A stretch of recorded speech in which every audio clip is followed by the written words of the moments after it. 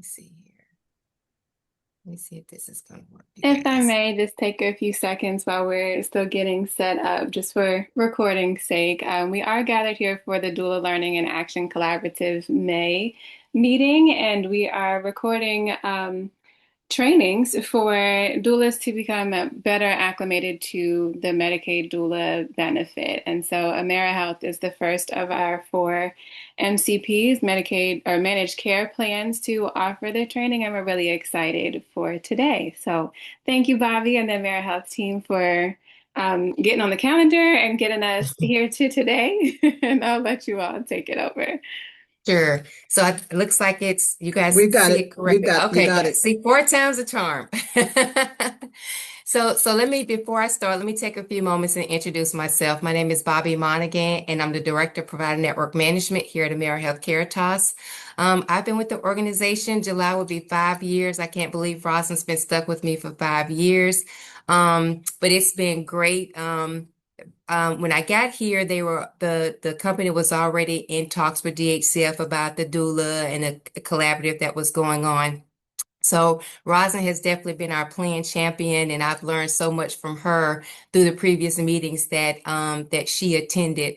So my team and I are responsible for the contracting piece with the actual doulas. So we work with the doulas to take you through the credentialing piece, the credentialing documentation, as well as the contracting piece, right? The contracting piece, which regulates your piece in your relationship with us, the health plan, and also to the contract depicts your rates and other governing regulations that we, the managed care plans, are susceptible to. So thank you guys so much for having me here today. I want to talk through a little bit about the credentialing process. I think from the feedback that I've gotten as I'm in the field with the doulas, I think the most important piece to many of you is the billing and the claims piece, right? Because at the end of the day, we want to ensure that not just the doulas, but all of our providers are receiving reimbursement for services that they provide.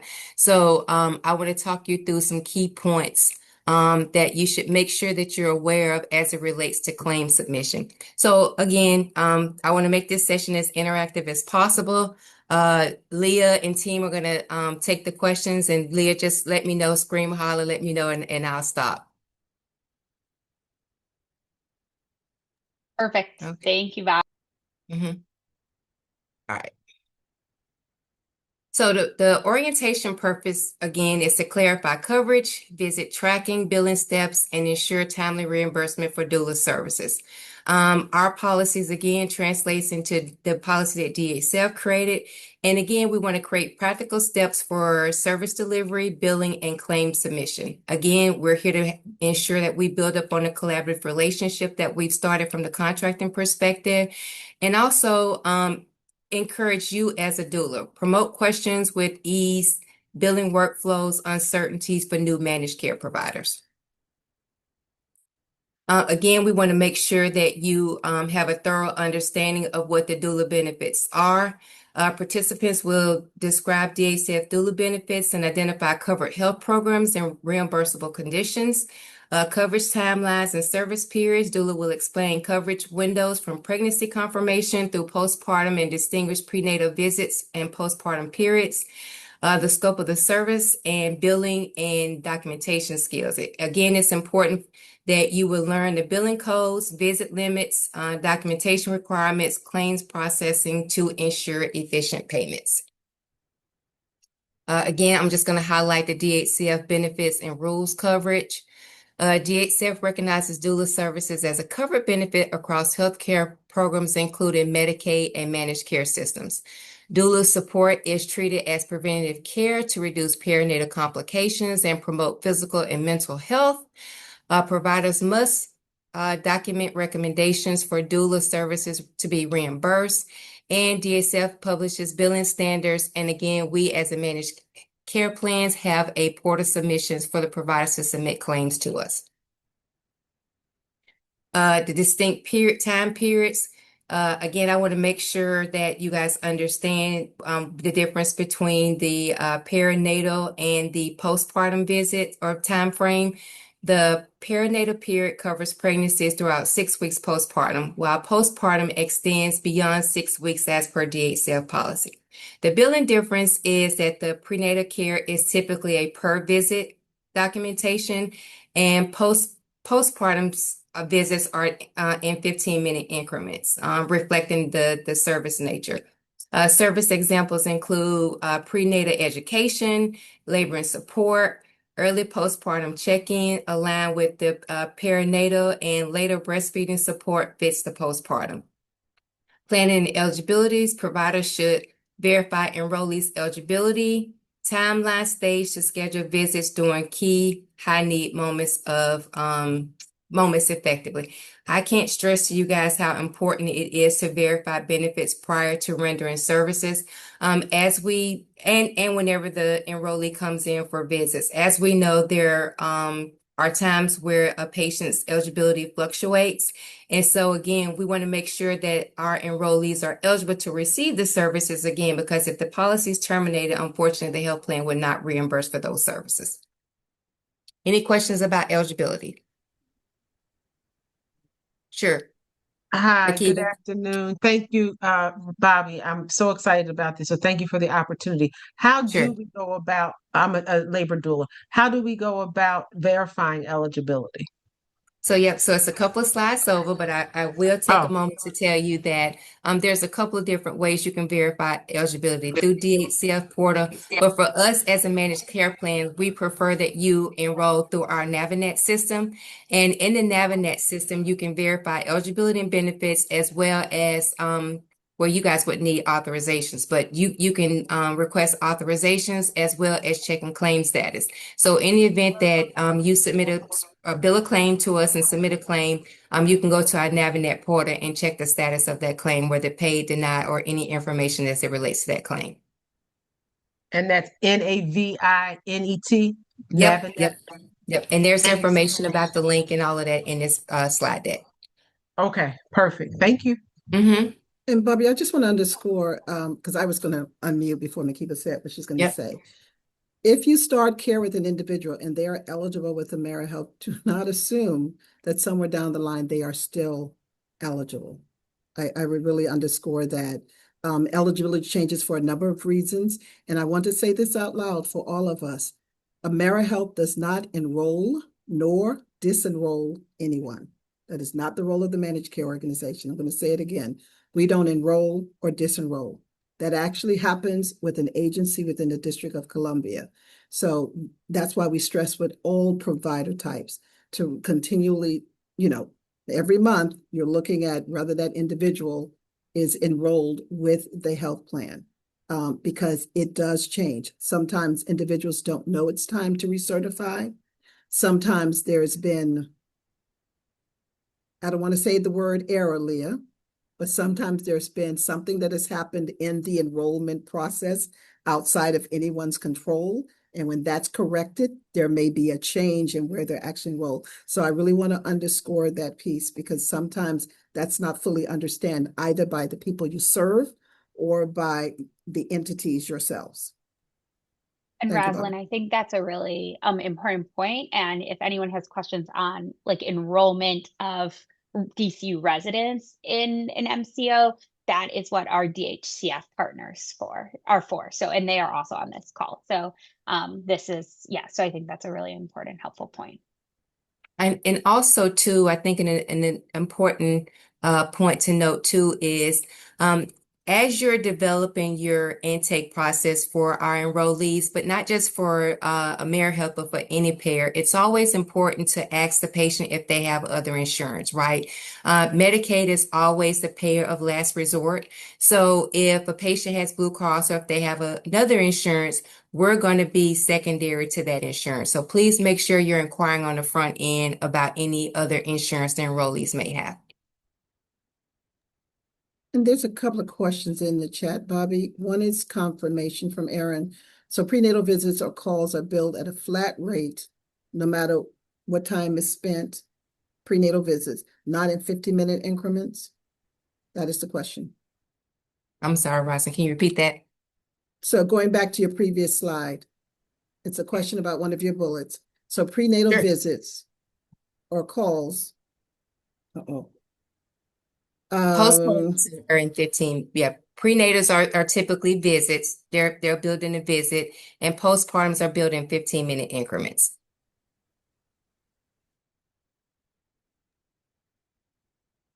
Okay, that was Aaron's question.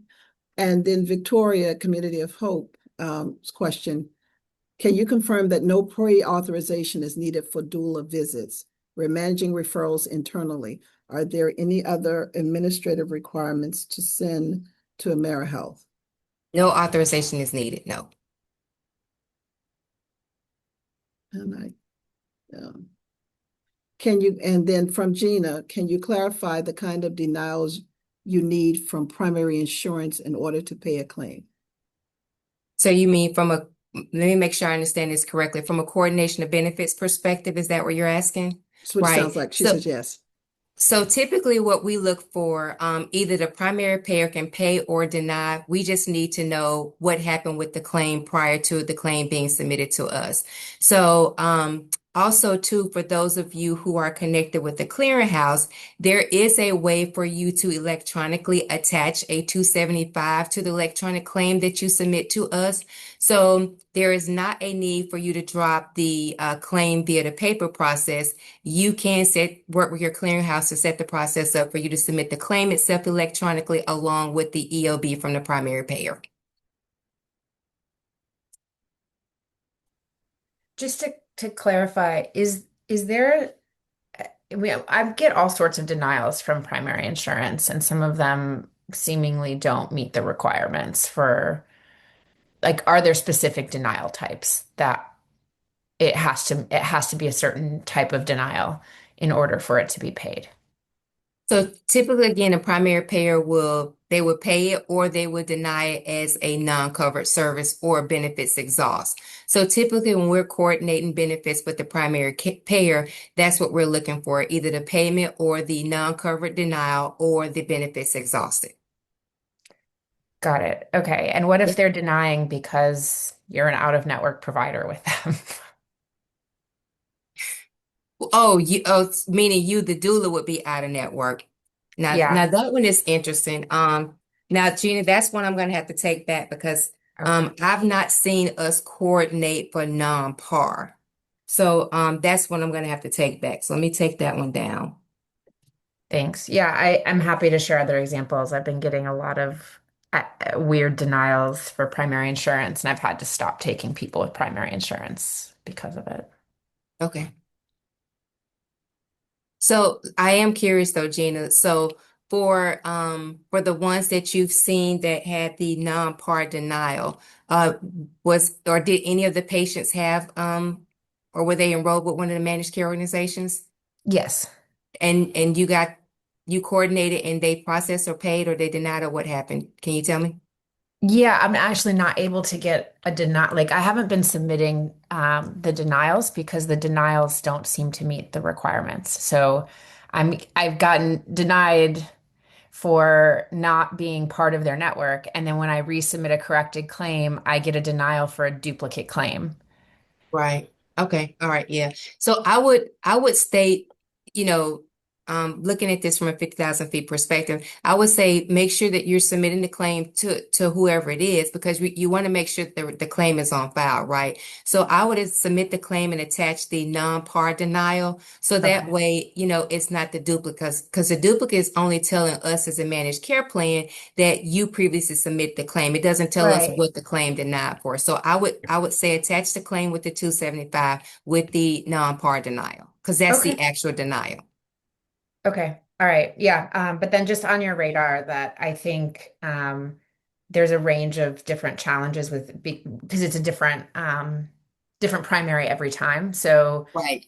right. So I just wanted to just flag that as like an outstanding challenge of not getting the right kinds of denials back on primary. So it just adds complexity to an already complex process. Right. Yeah. So, and again, like I said, and Gina and I, email each other at least once or twice a week. So Gina, do you have any of those where it's our enrollee And we did not accept the COB as far as the primary one. Like I said, I'm pretty sure they're not going to be able to coordinate with the duplicate. But if you submitted the claim with the primary reason being the non-par, we should be able to coordinate those benefits. Okay, great. Yep. I'll give it a go. Thank you. Okay. I just ask Right. an additional. Sure, go ahead. Um, we read the language in DHCF's resolution to start doula services, and there was some language in there that implied that the patient needed a referral from their provider in order to receive doula services. And as Victoria asked about prior auths, I just want to ask really specifically as well if AmeriHealth is expecting that the patient will have a referral from their perinatal provider stating that doula services would be beneficial to them. No, we don't require a referral for any of our services. Our enrollees have open access to our PAR providers, so a referral is not required for AmeriHealth. Okay, thank you. Yeah. Okay. So let's move on to visit limit overview. DHCF limits doula services to 12 visits per enrollee across the prenatal, delivery, and postpartum care. And that's important to note as well. 12 visits per continuum. Visit flexibility. Visits can be distributed based on the member's need across all phases for personalized support. One consultation visit is included within the 12 visits for intake, report, and care planning. And lastly, doulas must track visits diligently and communicate visit plans transparently with enrollees. Approved scope of work. So perinatal counseling and education. Doulas provide education on comfort technique, labor stages, postpartum signs, and infant care awareness. Doulas often provide continuous emotional support, physical support, helping develop respect for birth plans without clinical intervention. And again, community-based service coordinations. Doulas connect enrollees with resources for social needs like food, housing, transportation, and mental health support. Again, documentation is important.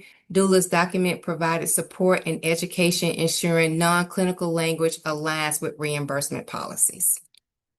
Any questions?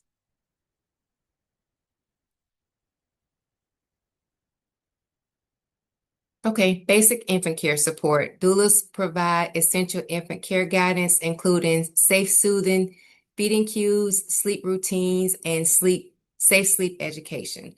Doulas assist parents in preparing for appointments, addressing questions, reinforcing instruction, and offering emotional support.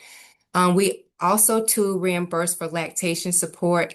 Reimbursable lactation services include LAC health, milk supply discussions, referrals to lactation consultants, and educational encouragement. And lastly, doula offer reassurance, coping strategies, and practical support while monitoring for signs requiring clinical referrals. So our billing structure for calendar year 2026, per visit billings are explained. Perinatal visits are billed once per visit, regardless of the duration of the services provided. 15-minute unit billings. Postpartum services are billed 15-minute increments with 1 unit equaling 15 minutes of care. The maximum number of billing limits, postpartum billing is capped at 24 units per visit, equaling a maximum of 6 hours of service. Again, accurate documentation is essential. Providers should record start and end times and calculate units to ensure claims match documentation. Any questions? Yes, so a 15-minute increment. So if we, for postpartum visit, have a 30 or 45-minute meeting or visit with the client, that means that's 3 units? Yep. Okay. So 1 unit is 15 minutes. Okay. Okay. So I actually inserted the most recent up-to-date fee code listing and the rates. There was an increase in the rate that was effective 1/1/26. So I put this information in here for your reference or for as a point of reference for you.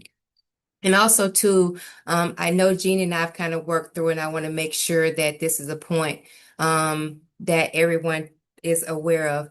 It's imperative for you to submit the claims with the appropriate modifier, right? So the codes have to be submitted with these HD modifiers. And lastly, for the incentive for the 99199, that claim has to be submitted with the HD and the U8 modifier to ensure appropriate reimbursement. So make sure that you're submitting the claims with the appropriate modifiers. Any questions on that? Yes. Do you all also, typically when we're submitting claims, we also need to include an ICD-10 or an assessment code? What assessment codes, would you all like to see coupled with these, CPT codes? Now, we're going to defer back to you for the assessment code because we don't have per se an assessment code listed out that we look for. What assessment code do you typically use? So I've asked our midwifery team the assessment codes that they're typically using. And so they're normally using assessment codes that are like normal supervision of pregnancy, or of first pregnancy. Um, but I have done some research and done some Googling, and other states are using specific assessment codes. And so I just wanted to see where you all stand there. So I'm going to tell you from a default perspective, we default back to the Department of Healthcare Finance fee schedule. So if you're looking for a code and looking to ensure that that code is covered, I would defer you back to DHCF's fee schedule because that's our fee schedule default from a systematic perspective. Okay. And Any Bobby, more questions? I see in the chat, and I almost thought it was the same question, Aaron, but it sounds like it's a different question that you asked. I think it's Is the it, same question. but you used the term ICD codes though.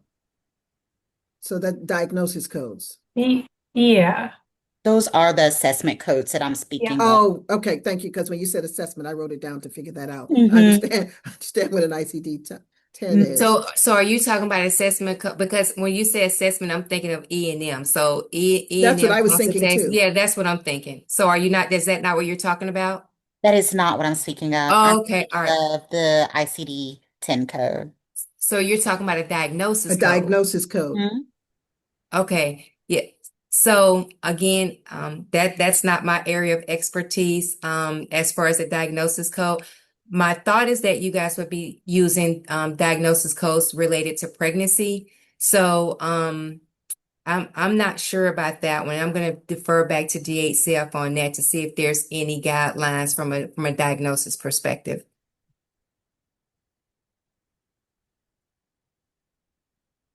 Okay. Crystal added one that she's been using as well.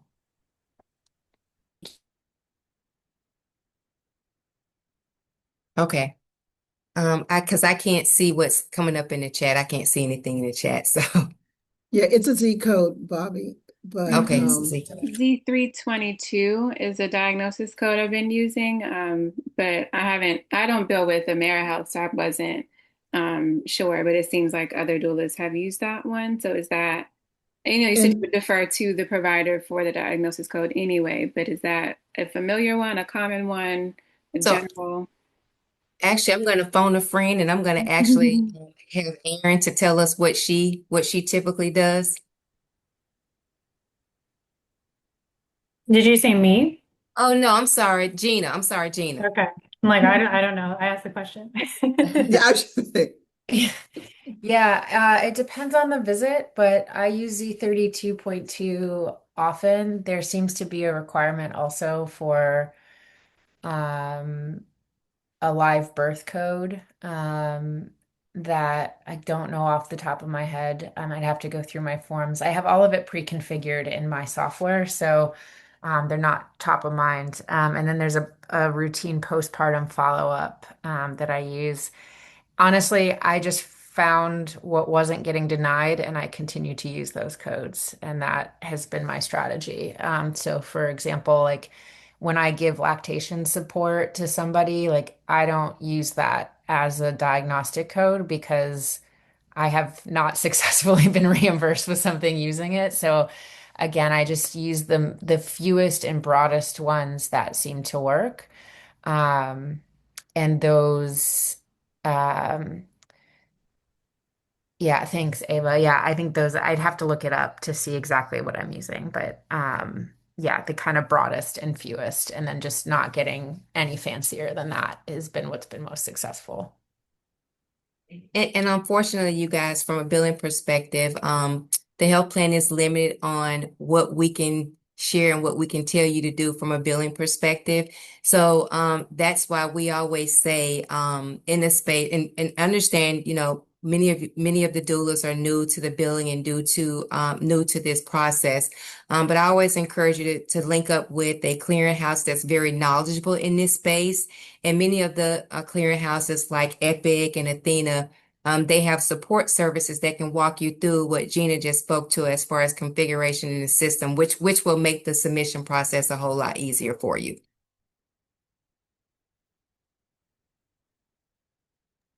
And Bobby, we have a couple of questions in the chat that are related to credentialing, but I know you're going to get there. So Yep. Mm-hmm. I don't think there's anything else on this slide, I think. Okay. All right. Again, I want to highlight the important role of the HD modifier. Again, this modifier is essential on all doula claims to avoid denials and ensure proper claims payment and interpretation by the payers. Doulas should verify CPT code, HD modifier presence, and units before submitting claims to reduce errors. If a denial occurs due to the missing HD modifier, review benefits, correct and resubmit the corrected claim promptly. I can't stress enough, in the process of submitting a corrected claim, you have to make sure that from a AmeriHealth perspective, you are referring back to the original claim. So if you submit the claim and the original claim denied and you're submitting a corrected claim, you have to refer back to that original claim or the original ICN number so that we'll understand that that is the claim that you're submitting as a corrected claim. And lastly, the HD modifier may accompany other modifiers like U8. Always follow the calendar year 2026 guidance for accuracy. Another thing I want to highlight is the incentive payment overview. Doulas can earn an extra $100 for supporting postpartum clinical visits, follow-up between the 7th and 84th day after delivery. Doulas are encouraged to schedule, address barriers, and care like transportation, remind enrollees about appointments, and provide accompaniment during visits. Doulas can also document postpartum support and visit plans. Avoid protected clinical details unless shared and relevant. The incentive promotes care coordination, help identify complications, supporting mental health, and contraceptive counseling. Okay, documentation, claim submission, and preventing denials. Again, it's important when you're submitting the claim to include the enrollee's name, the ACDC member ID number, date and counter type, support summary, practitioner referral, and signature. Member identifiers verify claim, data links to billing, and counter type aids coding. Support shows meaningful care. Writing clear summaries. I can't stress this enough. Use 2 to 4 sentences to describe support provided, education topics, referral, and next steps with the enrollee. And again, well-structured notes reduce payment delays, minimize queries, and honor the doula's work on paper. And here's a little diagram that I put together. Again, the first thing you're going to do is verify the eligibility, confirm the enrollee's plan and service window to start the billing services. And again, I want to highlight that you have to go through the contracting and credentialing process before you are allowed to service AmeriHealth enrollees. In that process, again, we're going to credential you, make sure that you meet all of the established criteria. Once that's completed, we'll send you a welcome letter indicating that you've been credentialing and that now you're on to the contracting phase. Once you've completed and we've executed the contract, you'll get another welcome letter that tells you what your effective date is, and that's when you can start seeing enrollees. Again, I can't stress enough the importance of making sure that you are credentialed and you are contracted before you start to service AmeriHealth enrollees. Bobby, I don't know where it will come up in your slides, but there's throughout the chat, there's been a couple of questions on Okay, really highlighting the credential process. So I don't want to sure. interrupt your Okay, flow, but okay. okay. We can go because I didn't put a lot of credentialing information in here because my thought was that everybody would be credentialed, but can you read the first question to me? Yeah, it was really, well, the first question was, are we going to talk about credentialing? That was the first one. Sure, Um, I didn't put a bunch of credentialing information here because I thought everybody was par. So but maybe we my can bad go to on that. that rather than Yeah. verifying, because we're going to share the slides. So I think they can look at the eligibility piece right here. Yeah. And what I can do is there's a slide deck that I use, Roslyn, that has everything that's needed from a credentialing perspective. So I'll make sure that I include that in here so everybody has an understanding and awareness of what's needed from a credentialing perspective. And so Erin specifically asked, and she asked earlier, but she says, I seem to be stuck at the very final stages of credentialing. And she just sent an email. So maybe at a high level, can you talk Sure. through the Mhm. process? Yeah, sure. So if you guys will allow me, I was going to stop, but I can just talk through it. So, on our website, and I was going to take everybody to our website, we have a new provider form. So, in the space of completing that form, it's called our provider data intake form. So, that's where we start the process of kind of putting you in the system and start the process of what's called primary source verification. So, once we receive that data form, and all of the supporting documentation, we're going to need your W-9 form. We're going to need your certificate of the doula program that you completed, and along with your liability insurance. So once we receive all of that information, and I can't stress to you guys the importance of submitting a clean application, because if not all of the required documentation is included in the application, that will not get you in the process. So what we do, if the packet is not clean, we will reject the application back to the provider to request that supporting or needed documentation, and that starts the process all over again. So not just for us, any provider that has credentialing requirements or credentialing paperwork that needs to be attached, I can't implore enough for you to make sure that it is attached because it only delays the process. So once we have the clean application packet, the provider goes through the process and goes to our credentialing committee, which again, for awareness purposes for us, the credentialing process can take upwards of 120 days.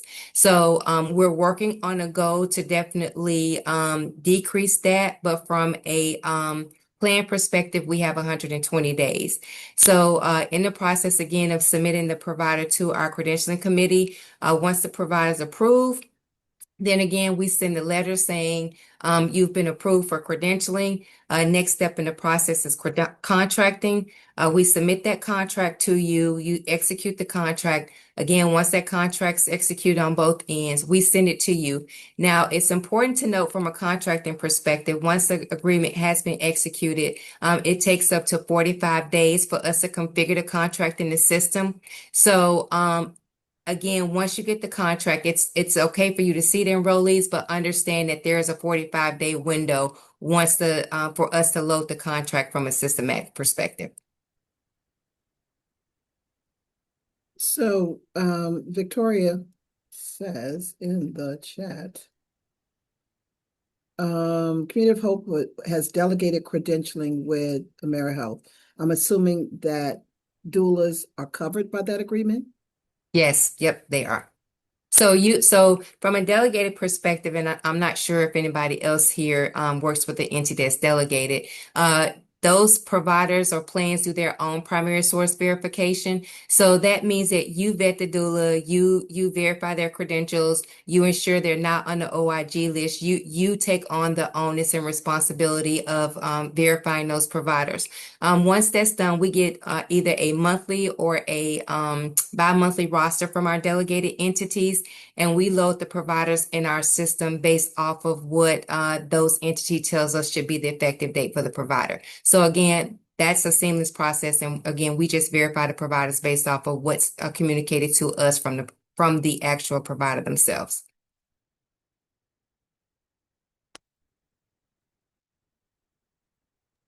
Another question, Bobby, is how long, okay, they asked for the presentation, and Leah, I think you're going to share the presentation, I Yep. think, everyone. Yep. How long does it take the welcome letter after you signed the contract?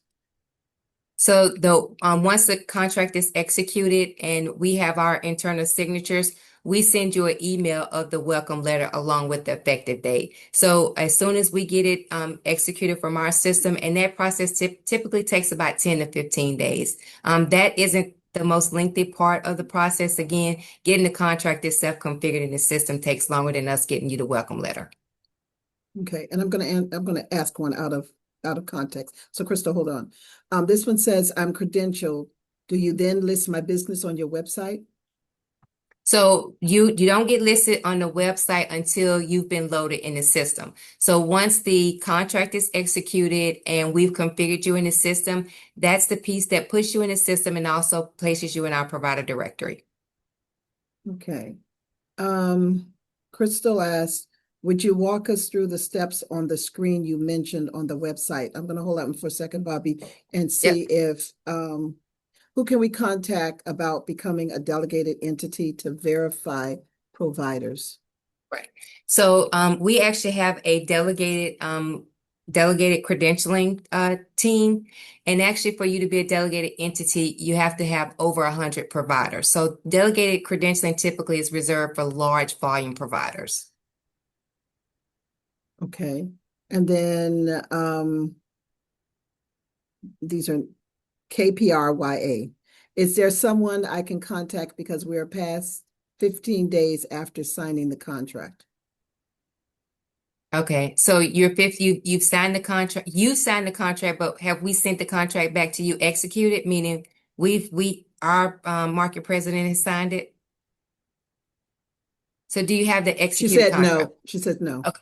Right. Okay. Yeah. So it's going through the signatory process. So if you don't have it back executed, that means it's still going through the signing process internally. And Okay. Roslyn, who was that so I can check on it? You may have to unmute because it just says KPRYA. Courtney. I've Courtney. actually signed the contract multiple times. So I got a contract that said I could work last year or 2 years ago, and then I took Mother's, and then they declined it, and then they contacted me about January, and they said that we were a go, but I never got the welcome letter from that contract. So And it's with who are yes, you it's with, with you Courtney? guys. I think her name was Tanika. I'm not going to say it right. Tanika. Tanika. Yeah. She's the person that does our contracting. And what group are you with? Doula Coco, KOKO. And my name is Courtney. I'm an individual doula. Okay. Can you put Okay. your contact information in the Yes, ma'am. in the chat so I can check on that? Okay. Erin has the same thing, says I sent my contract back to AmeriHealth in March and haven't received the countersigned contract yet. Okay. And then backtracking, I'm keeping an eye on the time. I know it's 2:47. Aaron, I can am, you put your as well? and then Janice is Yeah, the I one just that said emailed you. Okay. she's contracted. Oh no, that's the wrong one. Would you walk us through the steps on the screen you mentioned on the website? Yep. I think I got that right, Crystal? Yes, I'm just asking, since we are recording it, it would be nice to have that visual Yep. of the steps We you sure mentioned. can. Yep. Thank you very much. All right. Let me see here.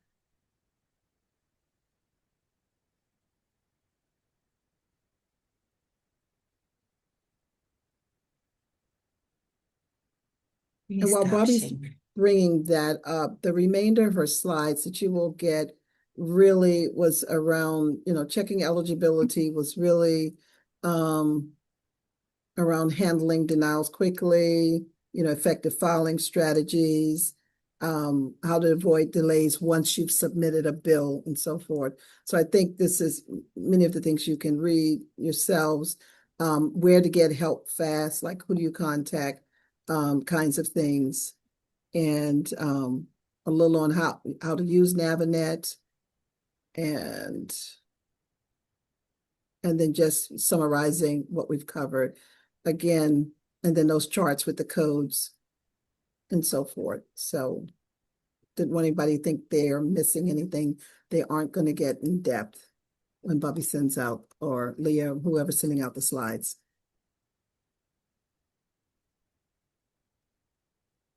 Just a quick question. So all billing and eligibility checks, those are all done through Navinet for AmeriHealth?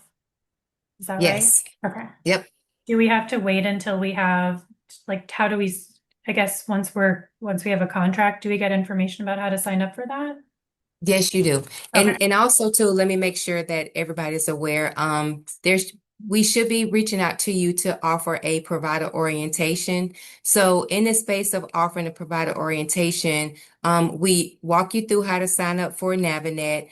We walk you through important links on our provider website and to our provider manual. Our provider manual gives you basically, it's what I call our manual for our Bible for our providers.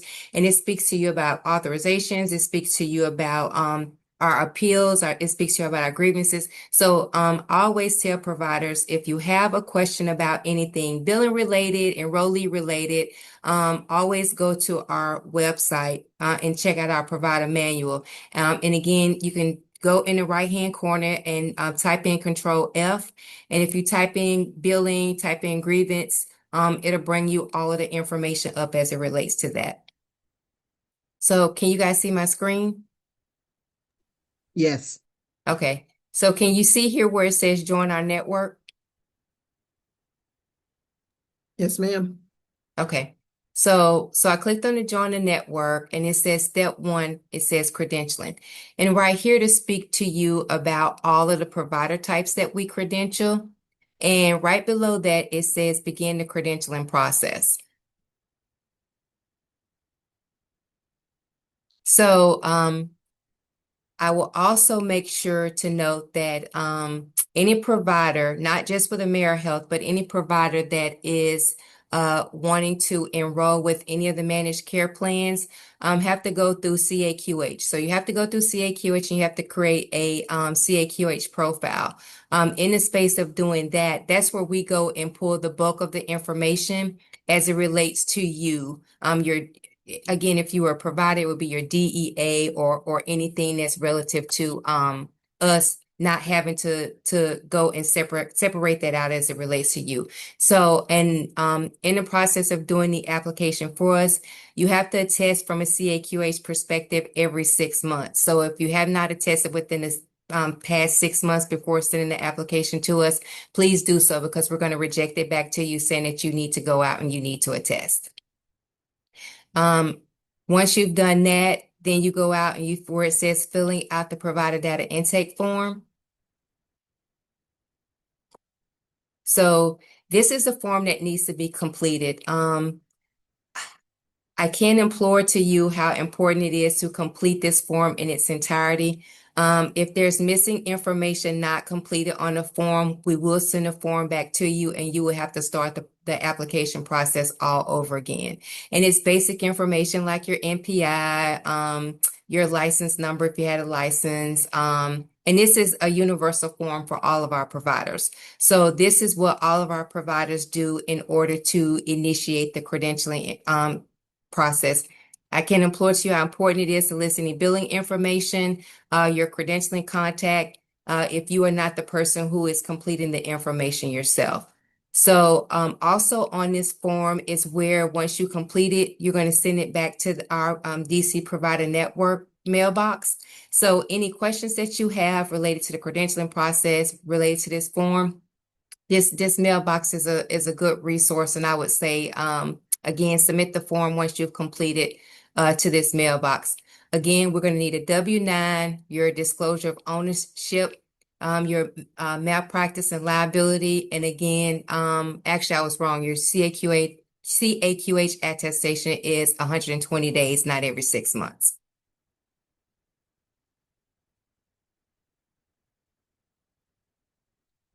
And also too for any providers that are contemplating joining our networks, there is 7 provider orientation videos listed out on our website, and the link to those trainings are listed on this form as well. We're in the process of updating those modules, but there's still some really good information in the modules as it relates to our health plan, claims and payment processes, your provider responsibility. There's an overview of the managed care program, and also to culture compliance. So if you have a moment, please make sure that you're going out and you're sitting through and reviewing those 7 provider orientation videos. And again, this is the form. So again, once the form is completed, once you've submitted all of the supporting documentation, meaning your W-9 and your disclosure of ownership, PDF those documents and send it to this mailbox. And once you submit that information to the mailbox, you'll get a confirmation indicating that we received it and that we've begun the credentialing process. And again, we have upwards of 120 days to process through a credentialing application. Any questions about the form?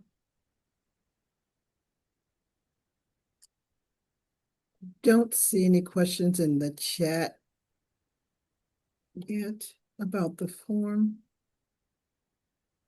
But you do have contact information for Courtney.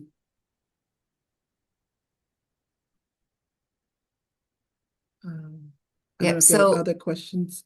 I'm sorry, Bobby, go ahead. No, I was going to say, again, I wanted to definitely make sure, I know we're 5 minutes in, I wanted to, again, reinforce the importance of Navinet, and reinforce the importance of making sure that you guys check eligibility and benefits. Because again, if the enrollee is not eligible, then the services will not be reimbursed.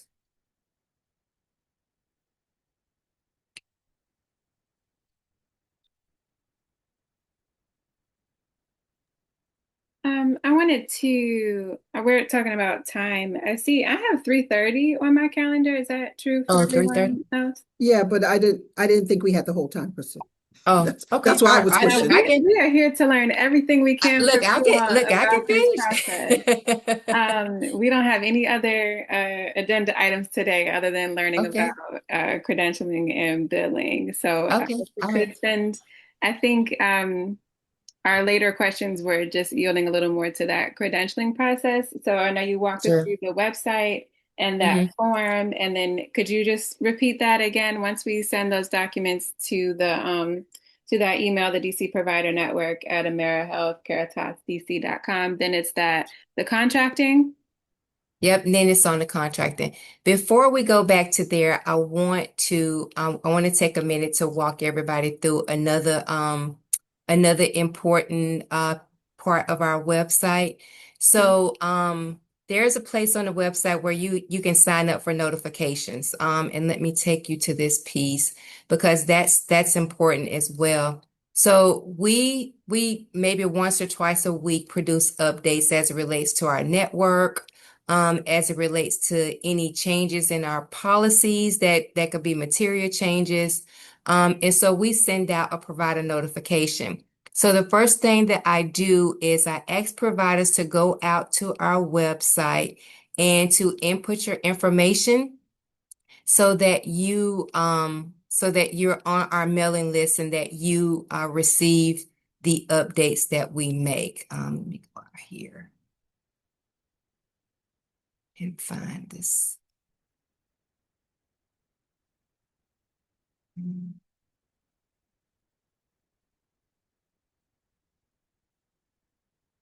Okay. Share this.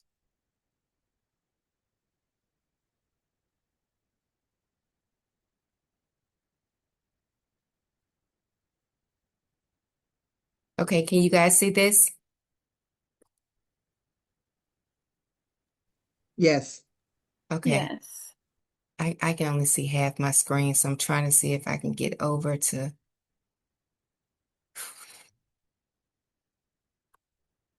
Y'all gotta update y'all emoji colors. Okay. Say it again, Crystal. Say it again. Okay. Let me take it down here. Because you had the you Yeah, had and that's you had the page and then you did click over to the yeah, my fillable screen is all area. messed up. Okay. So right here where it says, gosh, it's just going all over the place.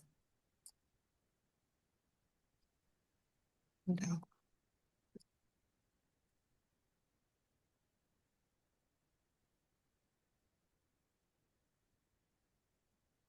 Oh gosh, it keeps messing up. Well, you've got the Yeah, but screen I with want to the walk them through how to get there. So on our home page where it says providers, where it says it's not letting me go back, Rosa. Hold on. okay. So when you come to our website, you have the choice of Yep, Medicaid Healthy DC plan, right? You choose Medicaid, and then you can choose enrollee providers. or providers. And I'm at the Right. top band. When you click on providers, where are we going next, Bobby? Emails. Plan? Yeah, providers. And right here, the fourth one from the top where it says network news and emails, There you go. right there. So take a few moments and put in your information, your email, your first and last name. And again, we'll send you updates as it relates to claims, billing updates, uh, plan and policy programs. I just always tell everybody to check everything because you never know what's applicable to you if you don't know. So make sure. Hold up, Bobby. I'm going to talk about busy doulas. Okay. Because one could overwhelmed and not sure everybody wants to be in front of emails. But as Bobby says, there's quite a bit here that's going to be relative to your practice. So check as many of those. And they can go back and change it, right, Bobby, if they Yep, need they to? can. At So any given if time, you if you. find you're getting too many notifications, I have to do that on my own email, my personal email where I thought I signed up for something. Now I'm getting a whole lot of notifications and I go back and change the parameters. But I would, and to Bobby's point, I would start with more and then curate down to less so that you're getting the information that you need that helps your practice. Sorry, Right. Bobby, go ahead. Yep. No. And thank you so much for that. And also too, there's some good referral information here on the website too. I always try to take providers through our website. Let me see, Ross. Hold on. Make a screen. Rosin got me You want to working take on this them? little screen. You want to take them back to providers? Yeah. Yeah. Yeah. So again, there's a claims billing guideline here as well. And our provider manual is here as well. So I'll take a minute to walk you guys through our provider manual. And if you click over to the left where it says provider manuals and guides, click that and right here where it says provider manual. And also too, there's information here about dental discharge planning again, but the main thing for you guys is our provider manual. So information as it relates to uh, claims guidelines, information as it relates to credentialing, any information that you have related to claims credentialing, very limited billing information because again, we can't tell you guys exactly how to bill, but from a basic billing perspective, we can tell you the information about the address of where to submit claims is there as well. If you are working with a clearinghouse, there is an electronic vendor number that you would need, and that information is there in the website as well. And I've included that information in the slide deck too. as a health plan perspective, we want all of our providers to submit claims electronically. But we do understand that there's instances where a provider may be having issues and they may have to submit a paper claim. So the information as it relates to our PO box for paper claim submission is in the manual, and it's on the slide deck that I would like to share with you guys today as well. So there's always, again, I always tell providers, if you have any questions, the first thought would be to our provider, to our website, to our provider manual, and also to some of the helpful links that we have. There's also a quick reference guide that we have on the website as well that speaks to transportation services. And I'm not sure how much in the past Roslyn has talked to you guys about that. But if there's, you need to meet up with an enrollee and they need transportation to meet up with you, that's something that we cover as well. So information about that is in our provider manual as well. And Leah, I'll send that out to you to distribute as well. It's something I give to any provider of any kind all the time because I think it's a helpful tool. If you have a question about pharmacy, you have a question about their numbers, their numbers on there. So I'll send that out as an addition to what Bobby sent out. Bobby, Crystal has a question Sure. or comment in the chat. Says, I have a question about CAQH. I recall now that I am not credentialed with AmeriHealth because I got to the CAQH part, and even though I had the attestation completed and access to share AmeriHealth or share with AmeriHealth, so that AmeriHealth could grab my information, it was the weirdest thing. I sent screenshots about it and everything. Is troubleshooted a word, Crystal? Did someone troubleshoot that? I'm sorry, Crystal, I'm an English minor. You'll take me left. Did someone troubleshoot that, or do others have issues with CAQH? So I don't know if is that something you sent to Tanika, Crystal? Yeah, I'm looking in my inbox now, and troubleshooted probably is not a word, but I just noticed that the error that I was getting was that it said it was my account was not authorized by a provider, but everything on my side showed that it was, and so I don't know. So did you reach out to CAQH? I did. I thought this was 2 years ago, so I just let it be after that. But I did everything that I could do, and I was in touch with Jacqueline Jones at the time. Okay. Yeah.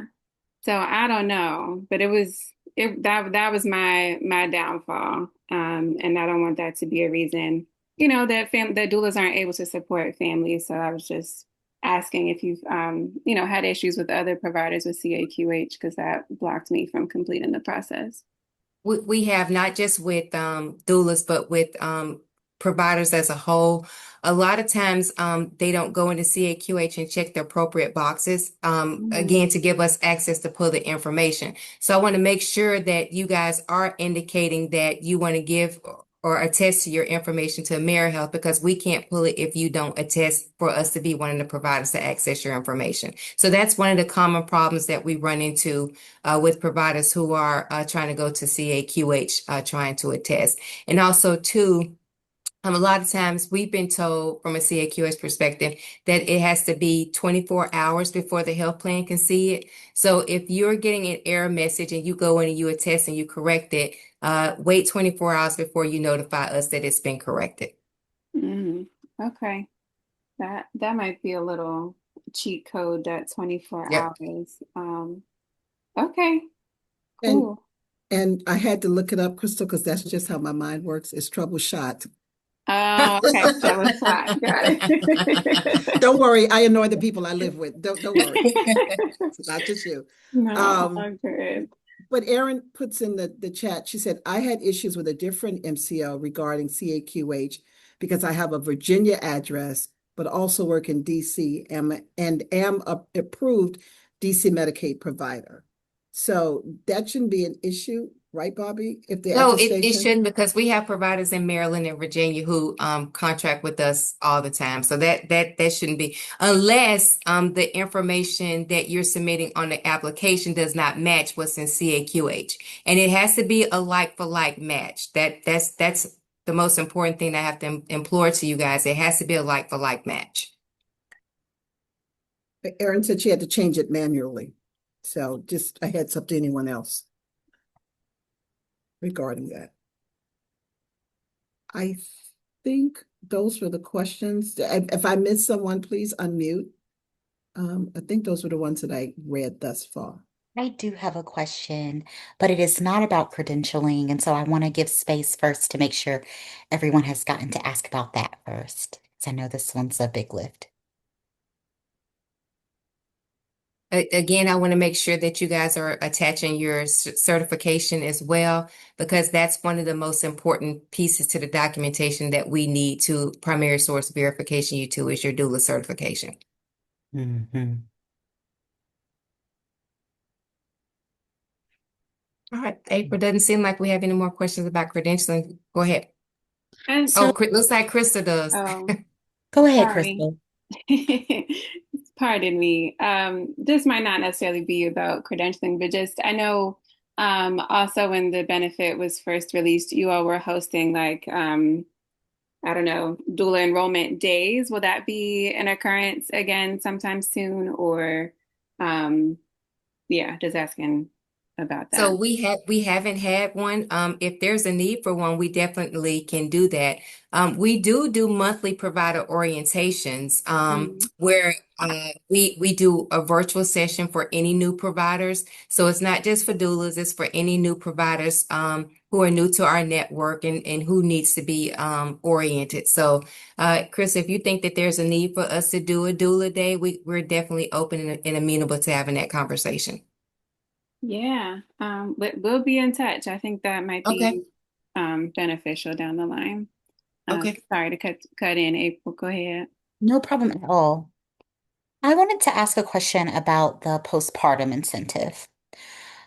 So we have a little bit of a weird situation internally for us because we are the prenatal and postpartum care provider, and we are also the doula provider. And so what we were wondering is about the incentive. We understand that the doula has to add that to their postpartum um, documentation to receive that incentive. But what we were a little unclear was is if the doula should wait to include that code in their documentation until after the patient or the client has actually completed their postpartum care, or can the doula use that code because they have helped the patient get scheduled and that appointment is on the books and will be completed? Is there any preference or around that? Yeah, so from a systematic perspective, in order for that to be paid out, we're looking for that postpartum code. So I would encourage you to make sure that you're coordinating with what it sounds like that you're making sure that that postpartum claim has been submitted to us. And then you're okay to submit your claim, but we won't pay unless that code it actually has been processed in our system.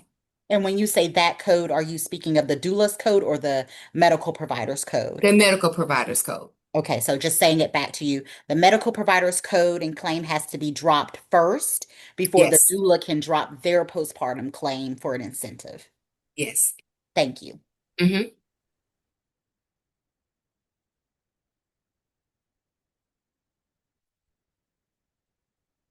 Okay, so I can go back to my deck.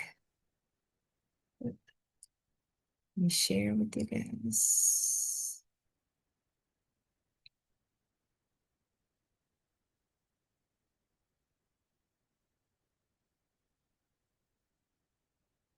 Okay. Can you guys see? Yep, I thought you had talked through that one. My screen is just all over the Yeah. place. I Hold think you on. had talked through the verifying eligibility. Oh, now my battery's about to go dead. Rosin, I'm going to just blame Rosin for the source of all my technical difficulties today. Why not? Okay. Here is the information as it relates to our electronic claims. Paper claims are submitted via a 1500 form, requiring legible alignment and tracking to ensure timely filing. Please note that you have 365 days from the date of service to submit a claim to AmeriHealth Caritas, and you have 6 months from the date of the denial of payment from the primary payer to submit a claim that has coordination of benefits. So again, just to recap, you guys are submitting your claims on a 1500 form, making sure that they're clear and concise, and they're 365 days from the actual date of service.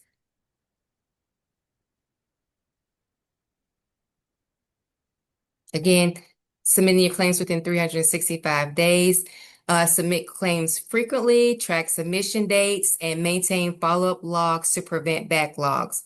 Respond promptly to denials with organized documentation and use a denial quick fix checklist. Again, I can't stress how important it is to respond appropriately to denials. Again, if you're getting a claim that denied for coordination of benefits, make sure that you are resubmitting that claim via electronically or via the paper process with a copy of that, either that 275 or that remit from that primary payer indicating what services or what actions that they took as it relates to that primary claim.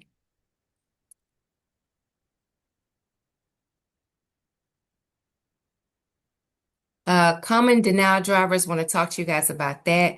Claims often denied due to the missing HD modifier, invalid diagnosis codes, unit calculation errors, and incomplete documentation or inactive enrollee eligibility. Again, I can implore to you guys how important it is from a claim submission to make sure the appropriate modifiers are included. Make sure that you're calculating your units appropriately, and also to making sure that the enrollee is active at the time of services. A response to the plan, read remittance advice, claim corrected errors. Sorry, you guys. Promptly and resubmit within the timely filing guidelines. Again, you have 365 days from the claim denied to submit a corrected claim, 365 days to submit a original claim to us as well. Again, it's important to work with your clearinghouse. Again, I'm not sure how many of you have it set up, but I would implore to you to make sure you have a ongoing relationship with them as it relates to your daily reports.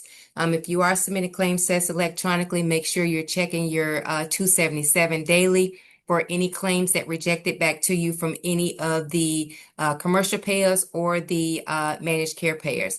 If the claim is not rejected to the health plan on the front end, you'll get that back in a 277 report that tells you why the health plan did not accept that claim, and for you to make the appropriate corrections and resubmit that claim to us appropriately.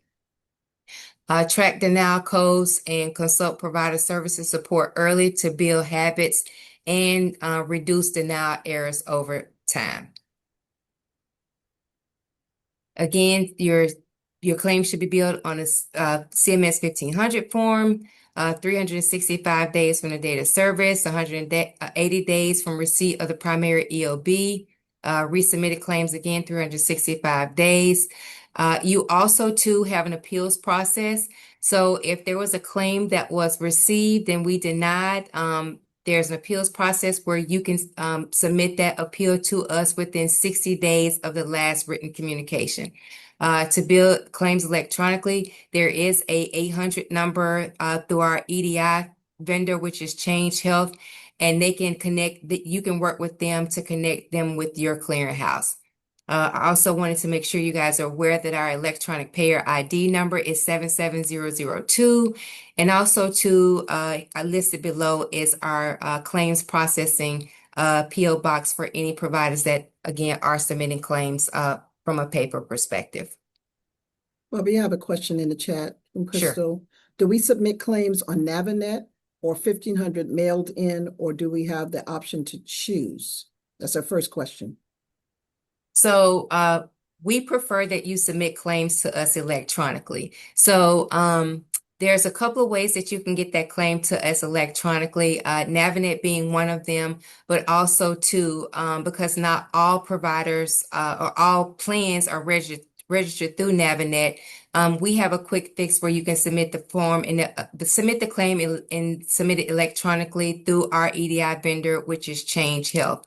And also you have the ability to submit claims via the paper process. I will tell you that it takes us a little bit longer to process claims, but under the Clean Claim Act as a health plan, we have 30 days to process and pay a clean claim. And Does that answer your question? a little longer for the paper claim you meant, right? So no. So remember the electronic claims, if they're a clean claim, we get the electronic claims within 2 to 3 days of submission. Paper Right. claims takes about 10 to 15 days because they're going through the post office box and Right. someone's manually scanning them in and we're processing them via that process. So Right. that's So why that we takes always longer. we always encourage providers to submit claims electronically. Okay. And then Crystal asked a question, what is a 275 and a 277? She says, Okay. I don't think most individual provider doulas are with the clearinghouse. Okay. So if you're not with the clearinghouse, then the 277 and the 275 is not applicable to you. The 277 is again your daily. If you submit claims daily, weekly, it's the frequency of your report. So if you submit claims to a health plan daily, you get a batch file back that tells you what happens to all of those claims. So if the claims are received by the health plan, if the claims are rejected by the health plan, that's going to come back to you in a report. So the claims that are received successfully through that process, you don't need to do anything with. But for the claims that reject out, you're going to have to make the appropriate updates and resubmit those claims through that electronic batch.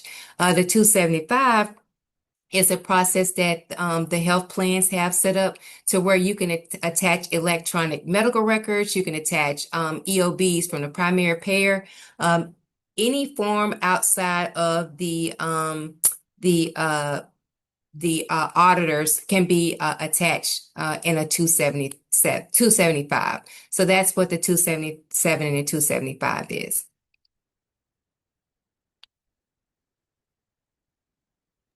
So for doula practices that do not or have not engaged a clearinghouse as a part of their practice, that's not applicable. That's what I Right. hear. But Okay. again, I'm going to encourage you to make sure that you are linking up with a clearinghouse because again, that's how you're going to get your claims to any health plans from an electronic perspective.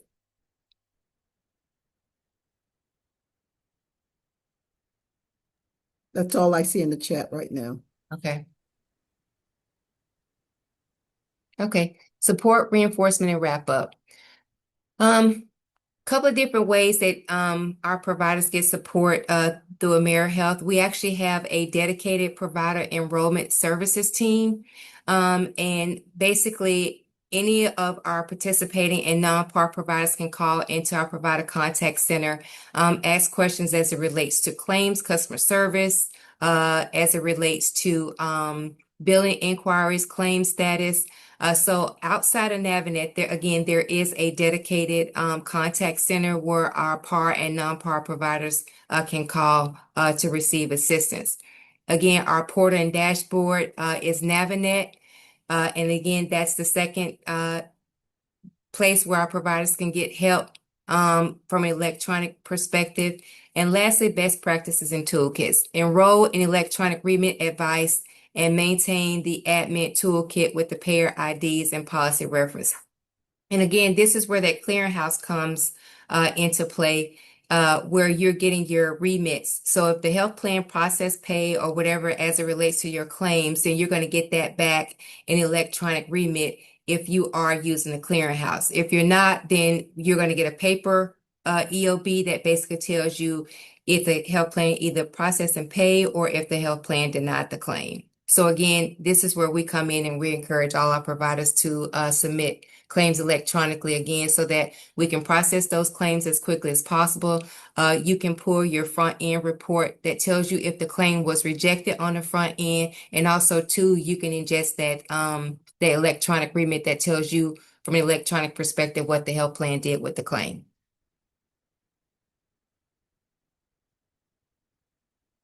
And again, this is the information as it relates to Navinet. Again, it's a self-service portal. It's our online platform serving as a primary self-service tool for enabling quick access to needed information without delays. Again, this approach reduces administrative burden and processing timelines, allowing providers to focus on patient care.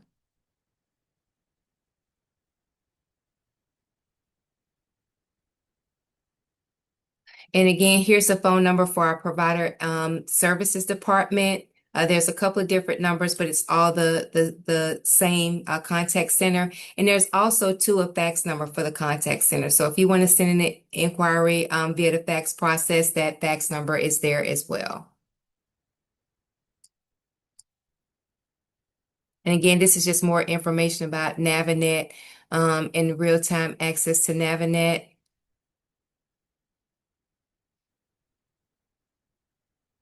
And again, this is where detailed information about verifying eligibility. And this again walks you through the steps to get Navinet. Now, you do have to register to get a user ID and a password.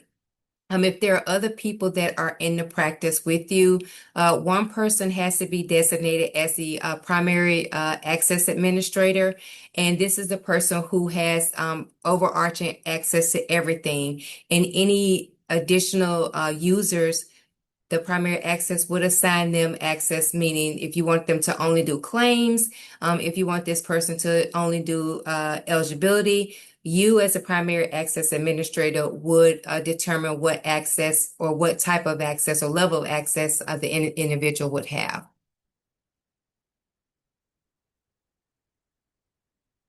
So confirming a couple of takeaways. Purpose of the knowledge check is to reinforce, not attest, to ensure clarity on operational rules before claim submission. Focus on visit limits, modifier requirements, billing units, and incentive time frame to avoid claim denials. Invite sharing of personal actions like documentation templates or checklists to apply knowledge practicality, and normalize follow-up questions and reference resources to support sustained administrative knowledge. And that's pretty much it. At the end of the slide deck, I've again attached some point of references, meaning the codes with the modifiers and the current rates, and also to maybe some helpful information as far as creating your own documentation template, and what information you should include as it relates to that documentation template. And that's pretty much it.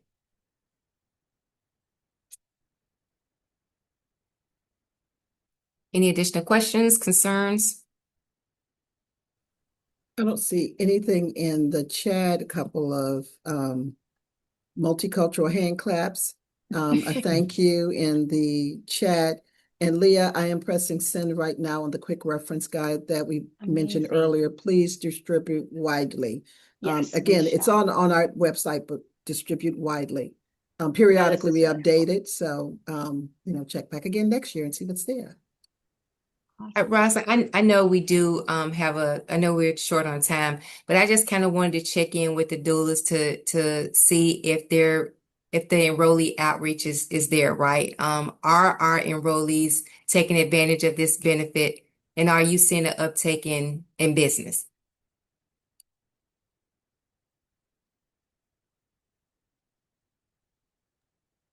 I don't want to speak for the doulas, Bobby, but I think one of the hardest pieces has been trying to credential with the MCOs, which is why we are doing this training. So I Right.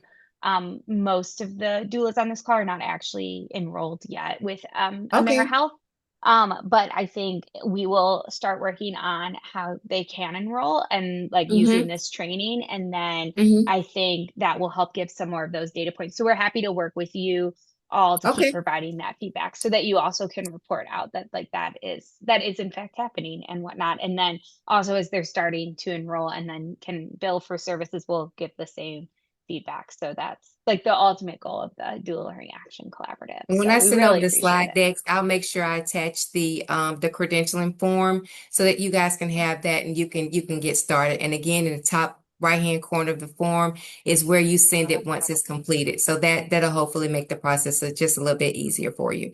Amazing. I have a question. I'm not yet Sure. credentialed in DC at all. I'm in the process. So thank you for all this information, but I am credentialed with several MCOs in Maryland.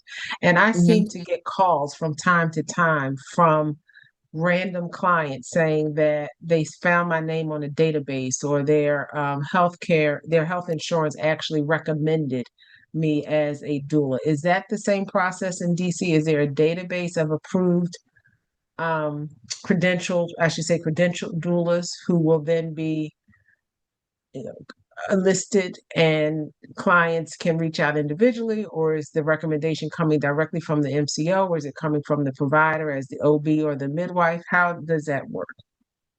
So I can only speak for AmeriHealth, but for our providers, they're listed in our provider directory. So once the doulas have gone through the credentialing and contracting process, we actually load them in our provider. So if in our directory. So if our enrollee says, "Hey, I want to look, for a doula," they can go out, they can search our directory, and they can locate the doula.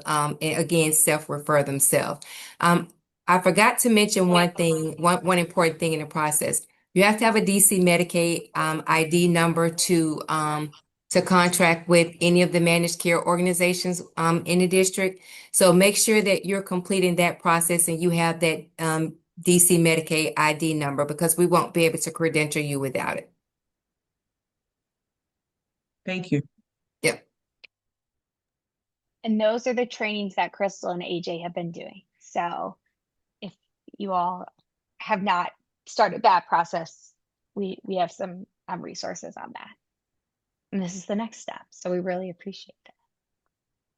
And sorry, Bobby and Rosalind. So is it, we want to make sure we have the right contacts. And so it sounds like for billing questions, Bobby, you might be the best contact. And then Yep. Tanika, I apologize because now I'm Tanika. Tanika. Actually Tanika is the person that does the dues, but she's again unexpectedly out today. That's okay. Yes. She's the primary person for the contracting and for the doulas. But again, Okay. I'm here. My information's in the email. So if you guys need anything, I'd be more than happy to connect and assist where I can. Well, we really appreciate it, and this has been immensely helpful. So we will follow up with next steps for the doulas and with AmeriHealth too. Yep. And as it would seem, Leah, whenever they can't find somebody, somehow my name comes up. So but it's not shocking to me at all, Rosalind. Send me another email, please. Send me an email. I'll answer. Not a problem. I think your name's in anytime someone says AmeriHealth, it's followed by I do believe Rosalind. that. And I'm like, is Rosalind the right person for that? Trying to understand that, really am. Totally agree. Well, we really appreciate everyone's time and thank you, hanging in. April. An hour and a half is a long time. So, yes. And I'll get the information over to you guys. And again, my contact information will be in the email as well. So please reach out and where I can assist, I'll be more than happy to. Thank you all so Awesome. much. All right. Everyone have a Have great day, day. everybody.